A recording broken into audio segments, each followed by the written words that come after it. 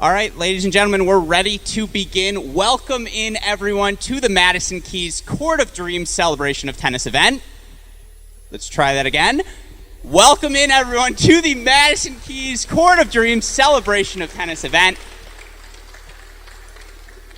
Got a lot of fun tennis planned, not only today, but of course over the course of the next 2 days. Before we get to that, though, we want to talk about some of these serious things all of us go through as tennis players, whether that be as you're a rising high school player, obviously for players like Madison, like Nathan, to discuss what they go through on the pro tour. You would be amazed to hear how similar their experiences are on the court to the ones you guys have every time you step out onto the court. With that said, we've got our mental health panel here today to start all of our festivities. And joining us on our panel, let's start with someone joining us from the American Foundation for Suicide Prevention. Please welcome onto the stage Wendy Martinez.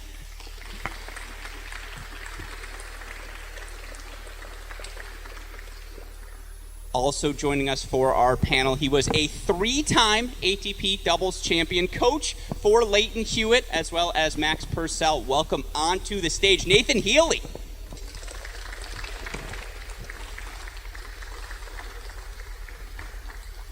And finally, the reason we are all here, obviously, for the next 2 days, the pride of Iowa tennis, a former Grand Slam finalist, top 10 player in the world. Welcome onto our stage, Madison Keys.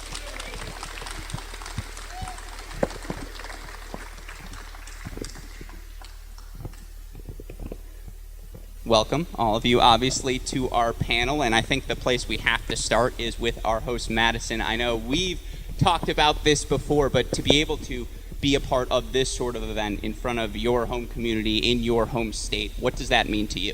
It means the world to me. I've never actually really gotten to play tennis in Iowa in front of any sort of crowd, so I'm so excited, and thanks everyone who came out, and I just love that, tennis you can pick up anywhere, you can play it anywhere, so to be able to come home and play it where probably there's not a ton of tennis all of the time, I'm always trying to spread my love for tennis everywhere, so thanks everyone for coming. Yeah, of course, great to have everyone here. Let's give it up for Madison Keys, please, one more time.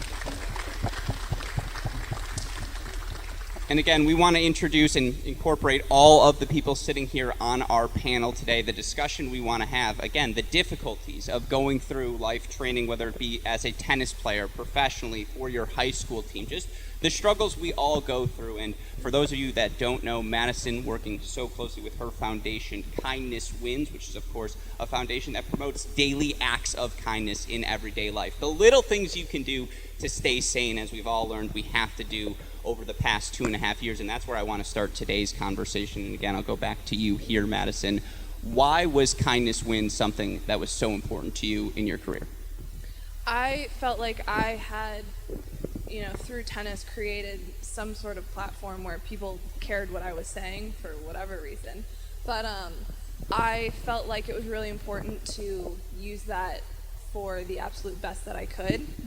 And I felt like I wasn't doing enough with it, and I just kept thinking about how some of the smallest things can help turn my day around and other people's days around, and I don't think those small acts ever really get enough recognition, and it was just from there that the entire foundation grew, and I wanted to not only encourage people to, be as kind as they can, but also really just shine a light on the amazing things that people are doing, just because I don't think that always gets enough recognition, and that's where it kind of started from, and now here I am in front of all of you. It's exactly where you thought you'd be, right here at the Health and Wellness Center here in Charles City, and not in Charles City anymore, my brain broken, but you'll learn that very, very quickly here, folks. I next want to go to you, Nathan, because you've had the opportunity not only to play professionally, to coach professional players with professional aspirations, coach high-level juniors as well.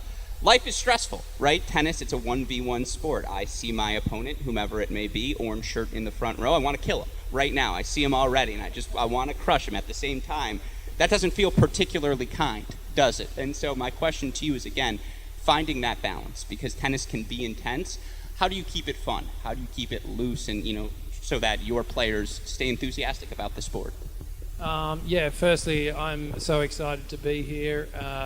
It's great to reconnect with Madison again. I guess keeping tennis fun is, I just talk about the joy and the love for the sport. As a player, I felt that competitiveness and that competitive battlefield, and I really didn't like who I was. I felt like there was a lot of highs and lows in my career.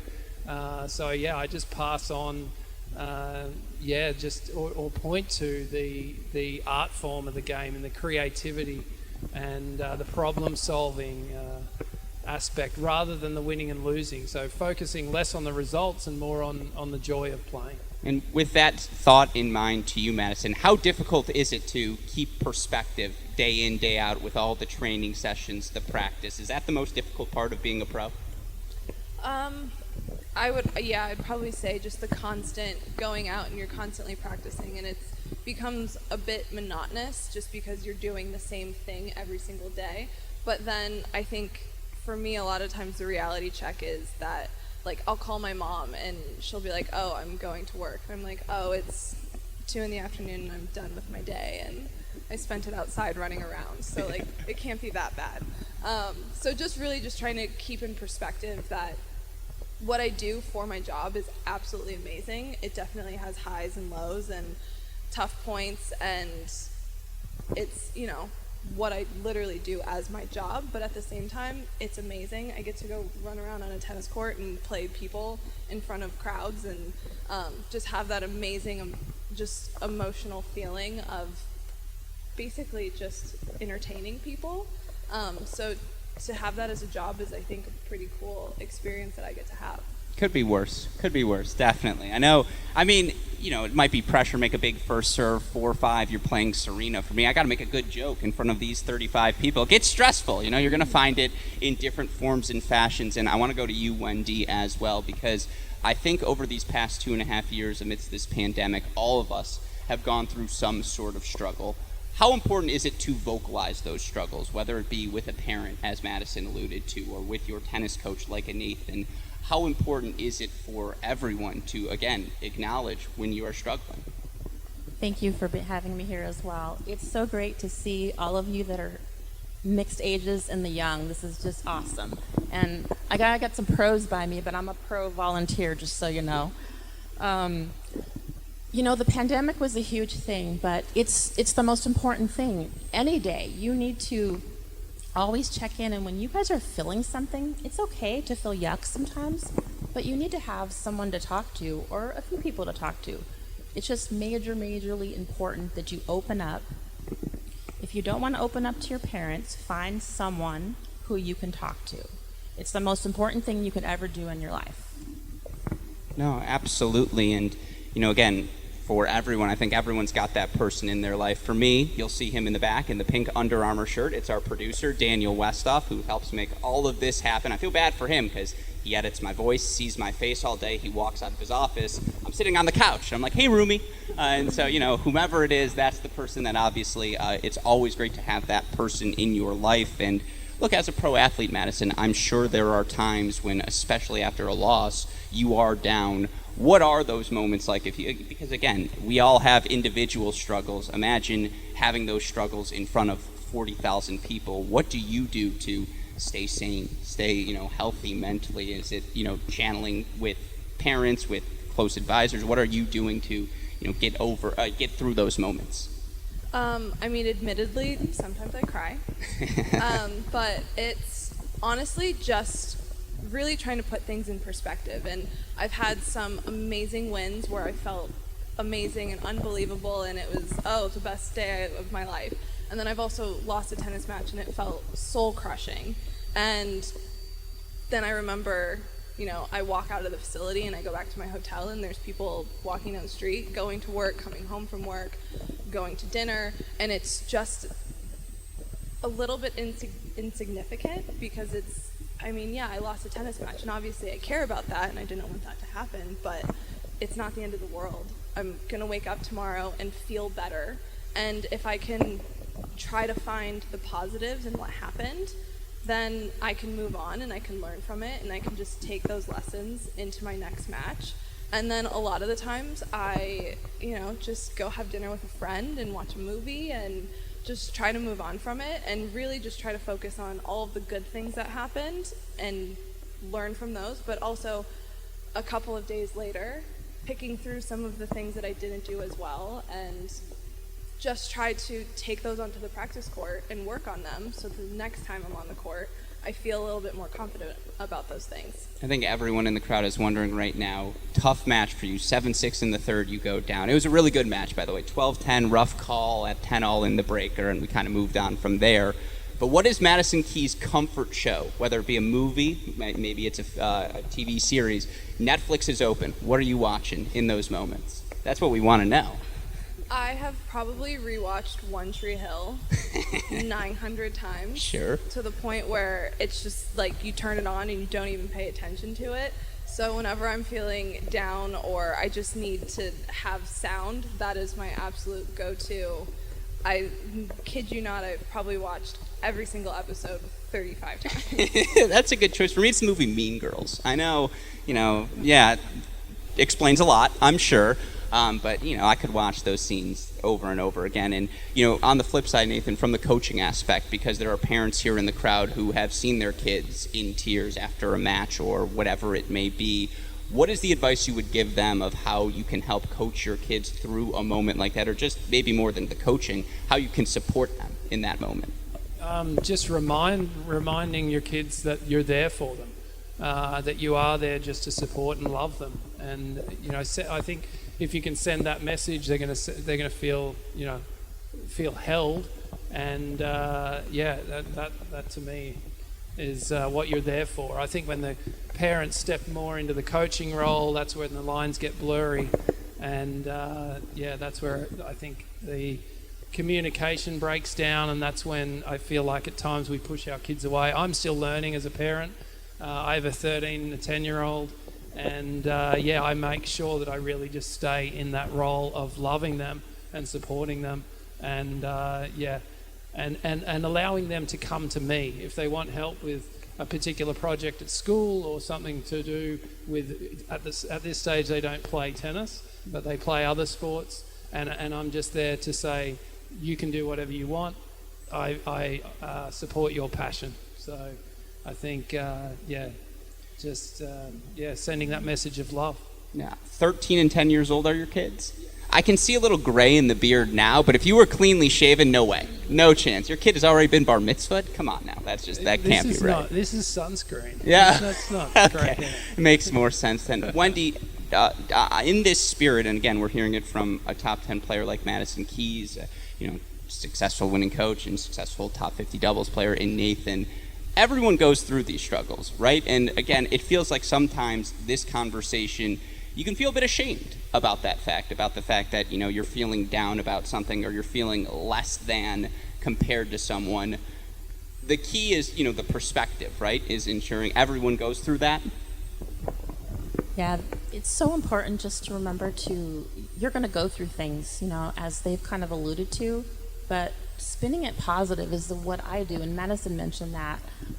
I lost a brother to suicide 18 years ago, and that's one of the yuckiest things I've ever had to go through in my life.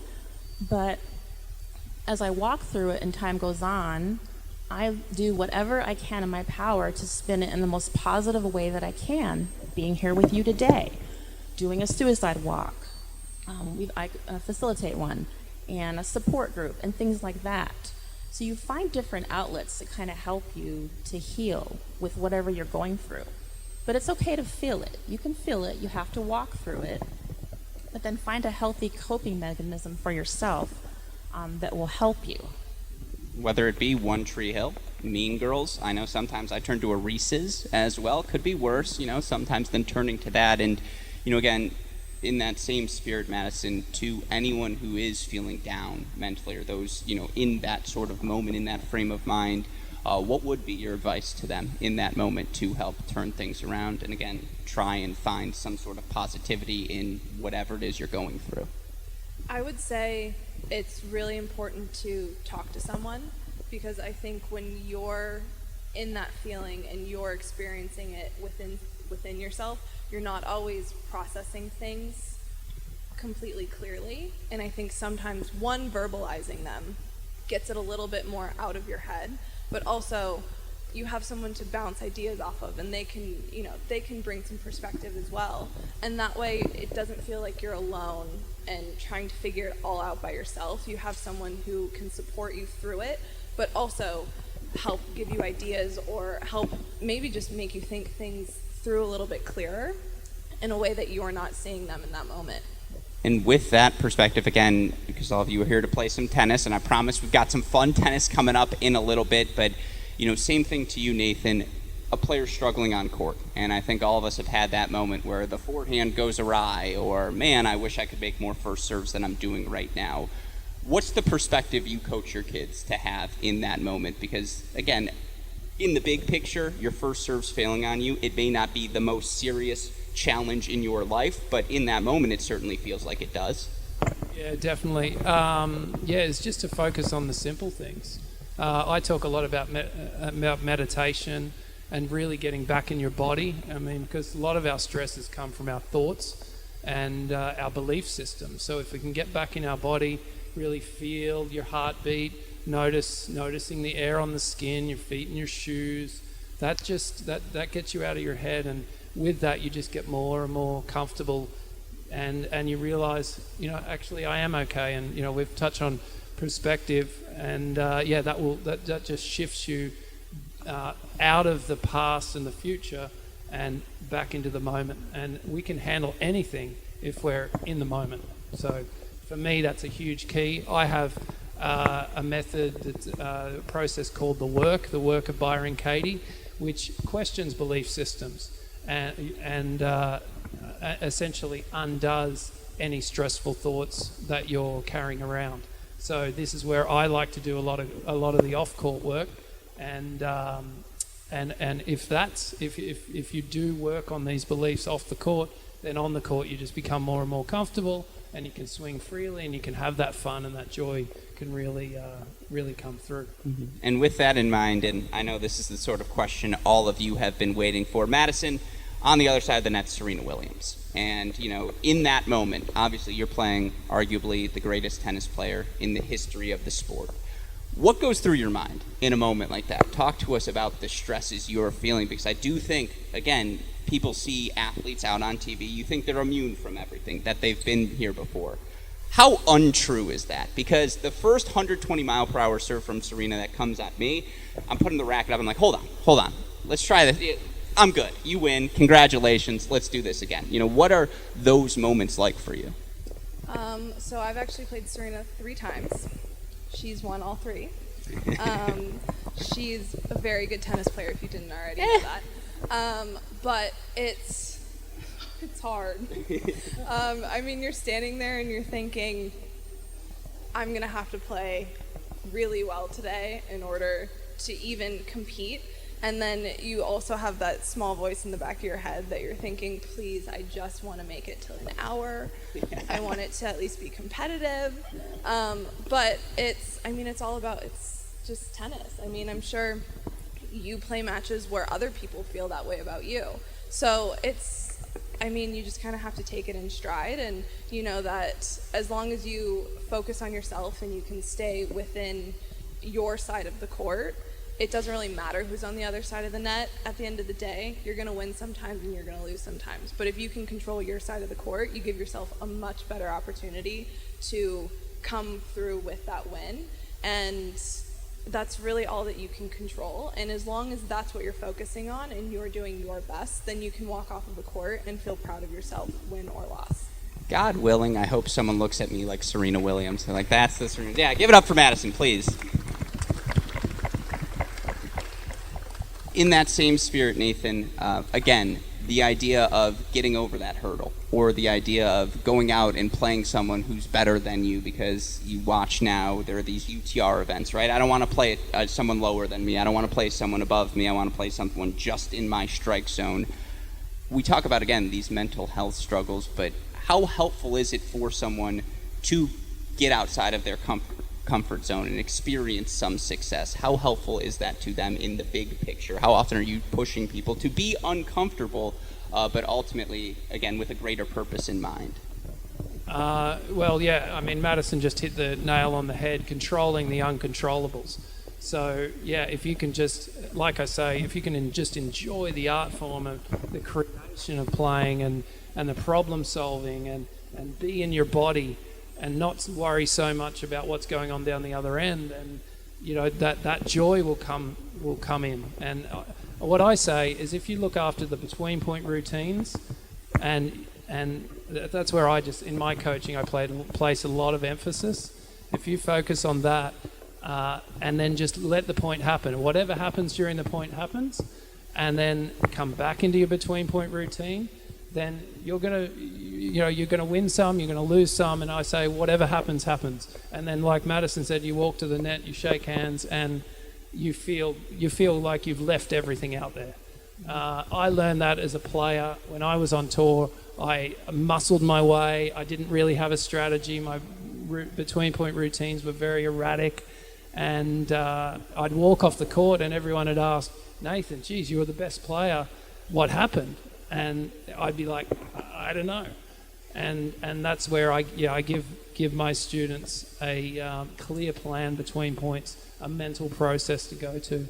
And with that, there's a lot. I had the luxury of experiencing that, winning like 70 matches and losing 3 after I finished coaching Leighton Hewitt. The sport felt like a meditation, and that joy of playing really came in. With that in mind, I want to hear from some of you all as well, so some questions for you so we can add some perspective here. How many of you play high school tennis? Currently playing high school tennis? And how many of you are feeling, again, you go through the tryout process, right? All of these different things, you got to figure out where you're going to be playing in the lineup, all the different practice matches. I'm sure that can get stressful. Again, I go to you now here, Madison, as we look at that. What are some of the things you do to decompress and get away from the sport? So you just play, you have your quarterfinal match, you just won, you play your semifinal tomorrow. What are the things you're doing to reset and refresh mentally? Well, mine's actually probably a bad habit. I usually go shopping, which isn't always great at the end of the month, but I really like getting out into whatever city I'm in, trying to enjoy it, usually ending up with shopping bags at the end of the day, but going to restaurants, hanging out with friends. I really just try to find routines on the road because my life is a little bit abnormal and I spend more of my time on the road than at home. So I try to just create comfort wherever I am in creating my own routines of I'm going to unpack everywhere I go. I go to dinner every single night. I have my friends on tour. I always get them to come with me. So just creating kind of a comfort on the road daily so that no matter how stressful I am, I can always fall back into that and find just an easy comfort so that stress kind of just helps melt away. Same question to you, Mary. How important are those routines just in life? I do kind of the same thing that Madison does. Shopping? Shopping is one, I'll admit, and I'm a clicker on the computer, which is really bad. My friend can attest back there that's running our booth. I do some crafting. I like to craft and make things, and I have tons of supplies. I don't do this to make stuff for myself. I do it for fundraisers and whoever I can donate it to, or I ask friends what they want. It's just creating those habits. I work during the day. I have a salary position. I'm done at 5 o'clock. I take my lunch every single day, an hour, and I take my breaks, and I force myself to do it because it's good for me. Now, if I have to stay to do something, I will, but I just create those things that really help myself. And to you, Nathan, in that same spirit, what are some of the routines you would emphasize for young aspiring players like we have in front of us today, or the adult players who can still get a lot better in their own game as well? What are some of the routines you will coach or turn to again, help find that comfort level, that rhythm on court? I guess feeding the soul off the court, so finding a hobby that you enjoy. I like to play guitar. I actually took that on tour a few times. Surfing, it's not easy finding that, especially around here.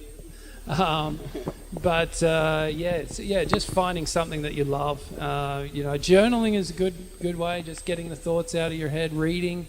Do you guys like to read? Yeah, sometimes. If it's tweet length, sure. Yeah. Yeah.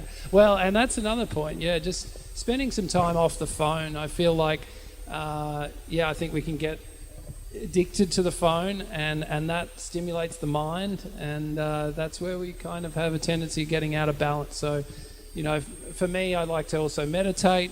So just putting the phone down. I actually meditated before this panel, just dropping into my body, going for a walk, feeling my feet on the ground, and then that just brings about ease and like a bit of comfort.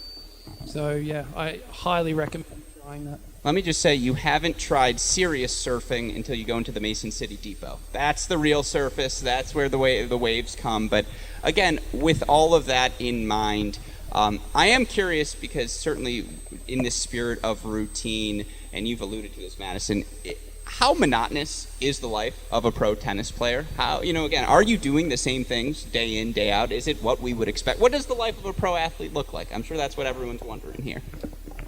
It's pretty boring, actually. I mean, every day I wake up, I eat breakfast, I go to practice, I sweat a lot, and usually feel like I'm dying at some point. And then I have fitness, I go home, I eat lunch, I have treatment, and then I'm usually very, very tired, so I lay on my couch for multiple hours until I feel like I can move again. I make dinner. I usually fall asleep by like 9:45 every night, sometimes earlier, and then I wake up and I do it again until I go play a tournament, and then I wake up, eat breakfast, go to practice, and then it's pretty much just that all the time until days that I have a match. And then the only thing that really changes in there is that I have to play another person, but that's honestly pretty much it. I always laugh when I think about how people think that we have these amazing, glamorous lives, we travel the world and all of that, and it's really not that glamorous, but there are the perks that you get to go around the world and see some amazing places.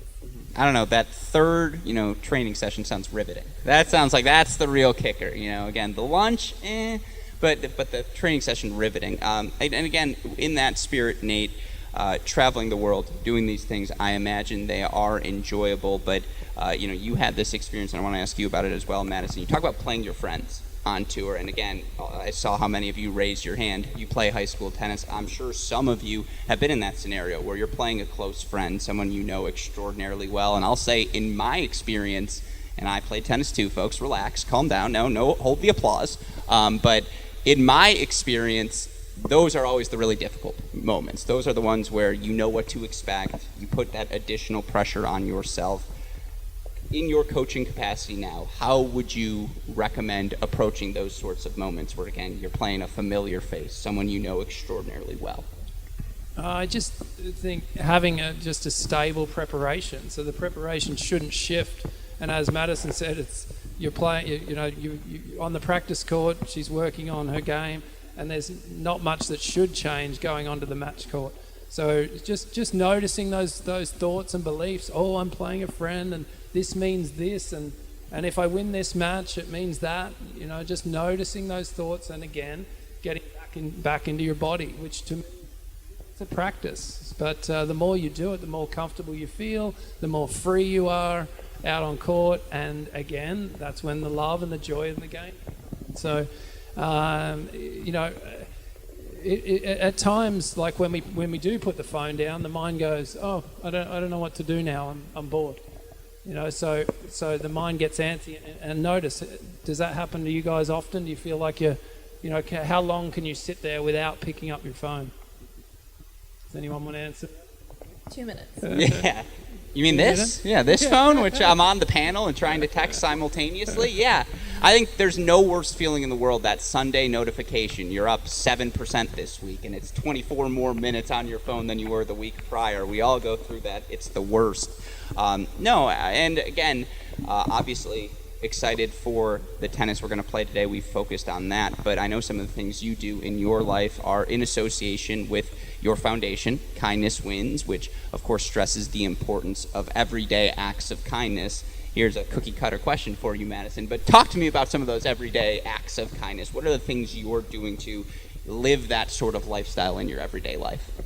I think it's honestly the smallest things, even just, you know, looking at someone in the eyes and smiling at them and saying, hello, good morning. You know, holding the door for someone. One time I drove through Starbucks and they told me that the person in front of me bought my coffee. It can be the tiniest little things that can really turn a day around for someone, and it could be so small and insignificant to you to take the 3 seconds out of your day to do that, but it could mean the absolute world to someone else. And in that spirit, I'm actually fascinated because I was speaking with my own father before this, and I was like, oh, we're doing this Madison Keys charity event, and he's not the biggest tennis fan, but he goes, Madison Keys? I know Madison Keys. Like, this must be cool.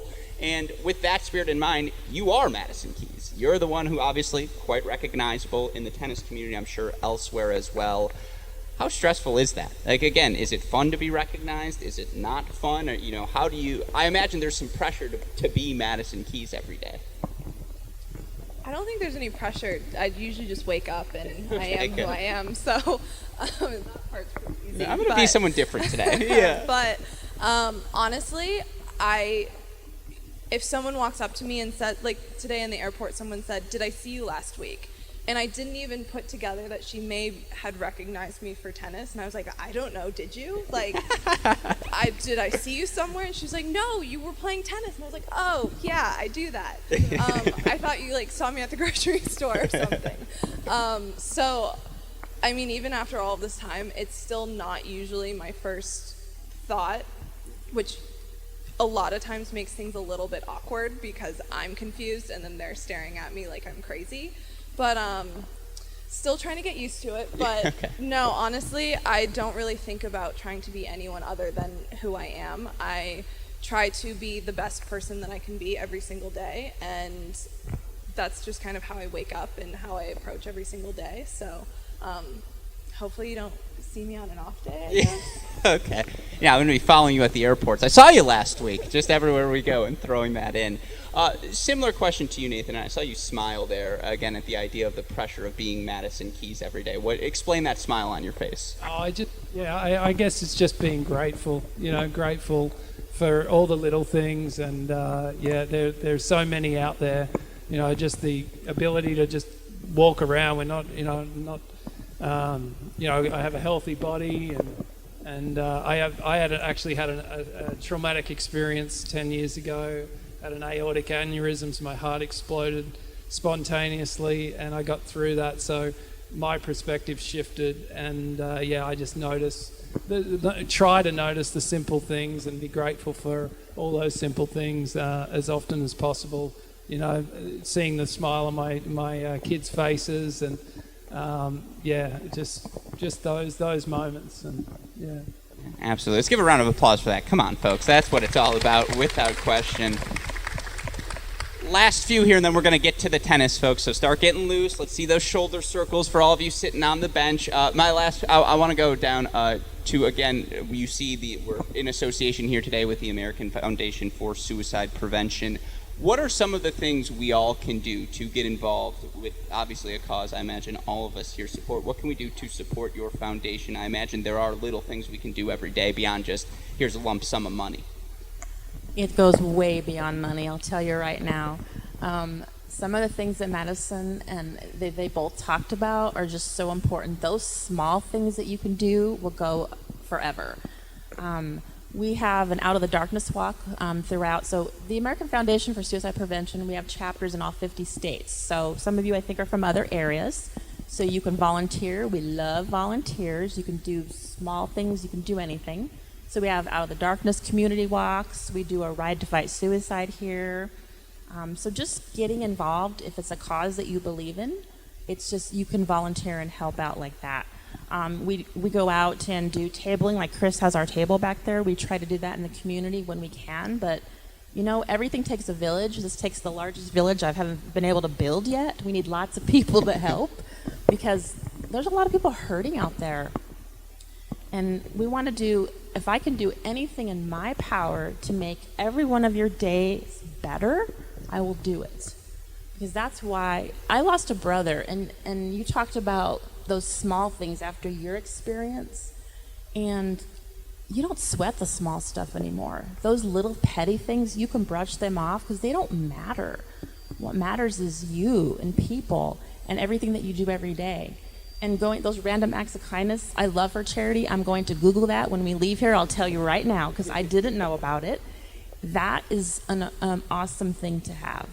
Do anything you can for people. Someone's sitting on a bench, they're by themselves, you don't know them, they don't look okay. Ask them if they're okay. What harm is that to check on someone? You want to check on everybody. It's just so important.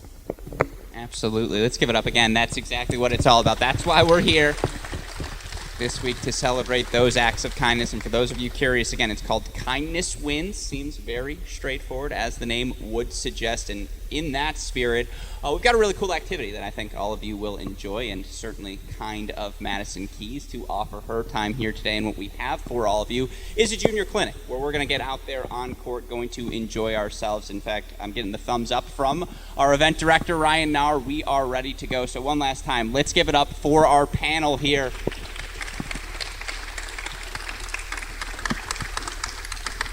All right, with that in mind, I will hand the microphone over. Give it up for our event director, Ryan Naur.